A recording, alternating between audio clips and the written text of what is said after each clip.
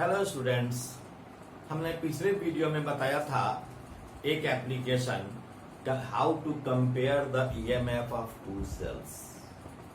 आज मैं बता रहा हूं how will I determine the internal resistance of a cell.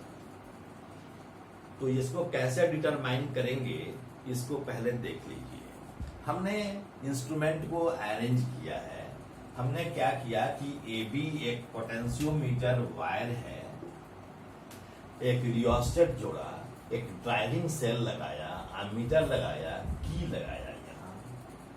फिर हमने क्या किया कि जिस सेल का, सपोज कीजिए इसको हम ईडेस्ट मान ले रहे हैं, सपोज कीजिए कि इसका हमको इस सेल का इंटरनल रेसिस्टेंस निकालना है। इसका यह सेल है जिसका ईएमएफ E है और इसका इंटरनल रेसिस्टेंस स्मॉल r है मान लीजिए। तो इसके क्रॉस हमको इसका इंटरनल रेसिस्टेंस स्मॉल r का वैल्यू निकालना है। इसके लिए हम क्या करेंगे कि एक रेसिस्टेंस इस सेल के पैरेलल में हम जोड़ते हैं, लेकिन साथ में एक स्विच भी लगा देते हैं, क्योंकि जब स्विच हम क्लोज करेंगे ऐसी स्थिति में इससे होकर करंट बहेगा, लेकिन जब स्विच ओपन रहेगा तब ये केवल सेल के द्वारा ही करंट बहेगा। इस पोटेंशियोमीटर वायर के द्वारा करंट बहेगा और इस सेल के द्वारा करंट बहेगा। इसलिए हम फिगर बना रहे हैं ऐसा कि यहां से एक थिक और शॉर्ट वायर से हम एक सेल को जोड़ा। यह सेल एक्सपेरिमेंटल सेल है, यह सेल एक्सपेरिमेंटल सेल है और यह सेल ड्राइविंग सेल है। हमेशा ही ड्राइविंग सेल एक्सपेरिमेंटल सेल से ज्यादा ईएमएफ का होना चाहिए, इसका ईएमएफ हमेशा ज्यादा होना चाहिए। हमने पिछले वीडियो में भी बताया था कि ड्राइविंग सेल का हमेशा एक्सपेरिमेंटल सेल के अपेक्षा बड़ा ईएमएफ होना चाहिए। तो ये बड़ा ईएमएफ होना चाहिए। इसके पैरेलल में हमने रेसिस्टेंस जोड़ा, स्विच लगाया और फिर इसको गैल्वेनोमीटर से जोड़ा, जॉकी से जोड़ा। यह जॉकी इस पर स्लाइड कर सकता है। अब हमने क्या किया, सबसे पहले कि स्विच ऑन किया, यहां पर स्टार्ट डाला, के से होकर करंट का फ्लो होने लगा। यह मान लीजिए करंट का फ्लो होने लगा, यह करंट आई करंट फ्लो किया। अब हम सबसे पहले क्या करेंगे कि स्विच को तो ओपन रखेंगे और इस होकर करंट का फ्लो होने देंगे। अब इस होकर जब करंट का फ्लो होगा तो हम इस पर जॉकी के सहारे इस AB वायर पर स्टड को जब हम स्लाइड कराएंगे तो कहीं ना कहीं हमको बैलेंसिंग लेंथ मिलेगा। बैलेंसिंग लेंथ मिलने का मतलब क्या है कि वहां किसी एक पर्टिकुलर लेंथ पर स्टड को रखने से गैल्वेनोमीटर से होकर कोई करंट नहीं फ्लो करेगा। इसका मतलब हुआ कि A और J के बीच जो पोटेंशियल डिफरेंस होगा वह इस सेल के ईएमएफ के अक्रॉस पोटेंशियल डिफरेंस के बराबर होगा। और चूंकि सेल से होकर अभी कोई करंट नहीं फ्लो कर रहा है, इसलिए इससे होकर क्या बताएगा यह, अगर इससे होकर कोई करंट नहीं फ्लो कर रहा है, इसका मतलब है कि इसके क्रॉस जो पोटेंशियल डिफरेंस होगा यह इसके ईएमएफ के बराबर होगा। मान लीजिए कि X be the resistance, let X be the resistance per unit length of potentiometer wire. अब मान लो कि बैलेंसिंग लेंथ मिला J पर, A से J के बीच की दूरी सपोज कीजिए कि L1 है, जिसको हम मीटर स्केल से पढ़ लिए। तो इस L1 लेंथ है अगर, और इससे होकर कोई करंट नहीं बह रहा है, इसका मतलब है कि इसके क्रॉस पोटेंशियल डिफरेंस AJ के बीच के पोटेंशियल डिफरेंस के बराबर है। तो यह पोटेंशियल डिफरेंस कितना होगा, सब करंट तो इसी होकर बह रहा है। तो हम लिखेंगे कि E is equal to x L1 into I, या इक्वेशन 1। स्विच हमने रीडिंग ले लिया, स्विच ऑफ कर दिया था।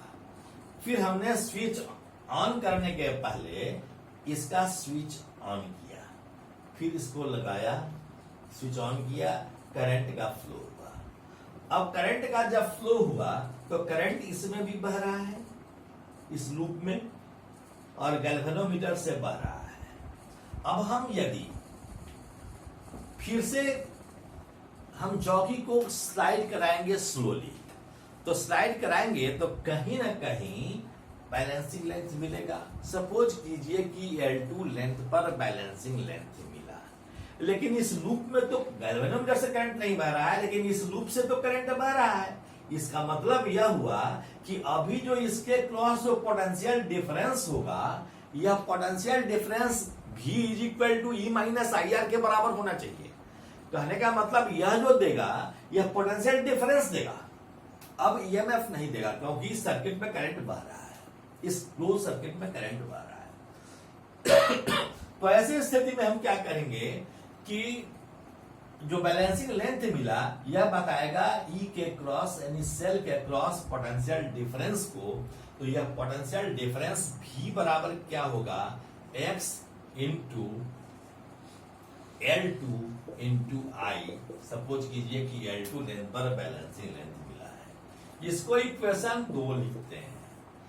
अगर दोनों को डिवाइड करते हैं, dividing equation 1 by 2, we get E by V बराबर है L1 बाई L2। आपने पढ़ा है कि स्मॉल r बराबर हम बताए हैं, जब हम पोटेंशियल EMF और इंटरनल रेसिस्टेंस के बीच रिलेशन एस्टैब्लिश कर रहे थे, उस समय एक और एक्सप्रेशन हम लिखे थे कि इंटरनल रेसिस्टेंस R बराबर होता है E by V minus 1 into R, जहां R इस सेल के पैरेलल में जुड़ा हुआ था। अब बताइए कि E बाई V का वैल्यू हम L1 बाई L2 लिख सकते हैं। हमको L1 पता है, L2 पता है, तो इसको लिख सकते हैं L1 by L2 minus 1 into R, sorry capital R। That means small r is equal to L1 minus L2 by L2 into capital R। इस तरह से अगर L1 मालूम है, L2 मालूम है, इस R का वैल्यू मालूम है, तो हम internal resistance of a cell measure कर सकते हैं। हम लोगों ने अभी देखा कि कैसे इंटरनल रेसिस्टेंस मेजर कर सकते हैं।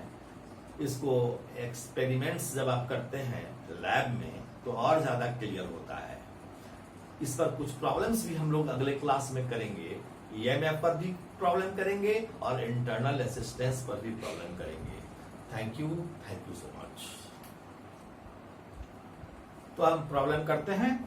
देखिए प्रॉब्लम है ए पोटेंशियोमीटर विद 1.5 वोल्ट सेल। एक पोटेंशियोमीटर वायर है, इसमें हम सेल जो लगाए हैं यह ड्राइविंग सेल के रूप में 1.5 वोल्ट का लगाए हैं।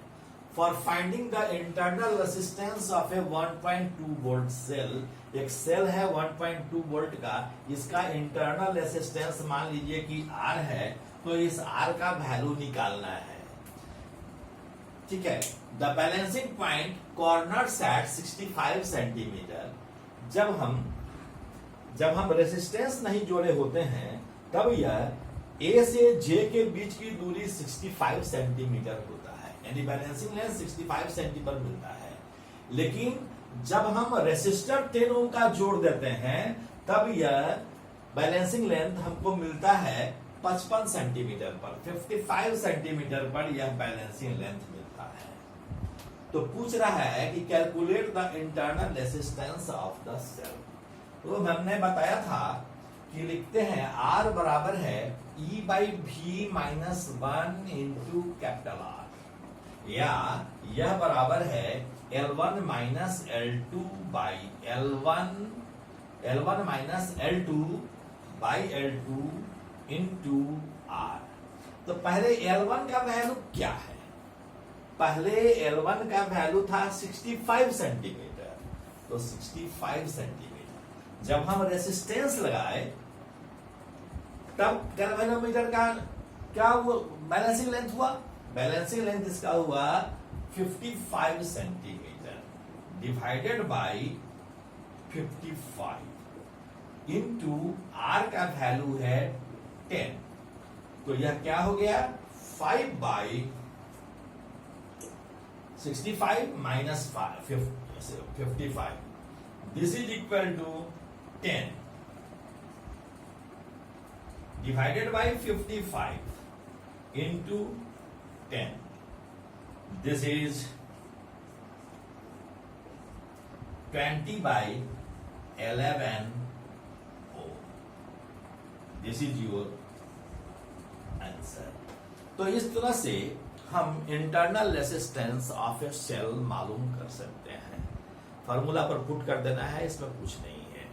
वैसे वर्मा में कुछ प्रॉब्लम है 64, 65, 66, 67 आप लोगों को बनाना चाहिए, और बनाने के बाद जो कल प्रॉब्लम आए तो उस प्रॉब्लम को शेयर करना चाहिए। मैं आपको फिर से उसका वीडियो बनाकर दूंगा, लेकिन आप पहले बनाने की कोशिश करेंगे। Thank you very much all.